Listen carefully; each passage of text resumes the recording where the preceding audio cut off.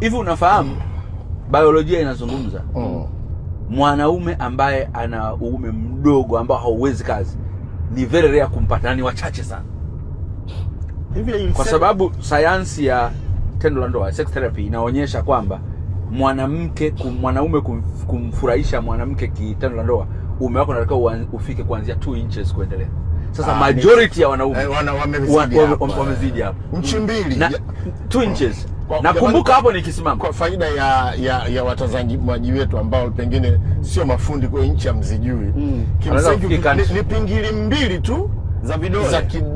Kidole chako kina pingili 3. Kwa mfano hiki cha sisi tunakiita hiki kidole cha pili kutoka kikubwa.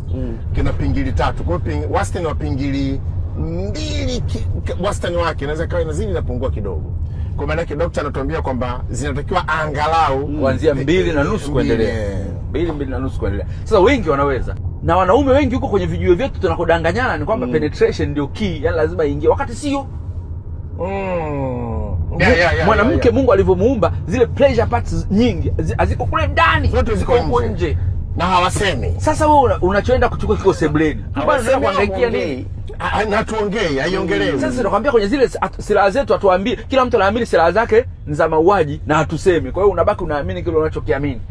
Kwenye video tunaambiana hivyo hivyo. Sasa daktari, unataka kuniambia kuna mazingira huyu mtu anaweza akawa na kuangalia zile jitu vipi? Ndugu yangu, nimekwambia 80% hawafurahishi, hawafiki kilele ambao ni orgasm, lakini asilimia kubwa ya wanaume wako very less aware. Uelewa wao kuhusu tendo ni mdogo sana. Asilimia 80 hawaridhiki, alafu ya wanawake, alafu asilimia kubwa ya wanaume hawaelewi tena. Kwa nini hawalielewi? Ni kwa sababu sisema kwamba hawafanyi, wanafanya, lakini hawalielewi.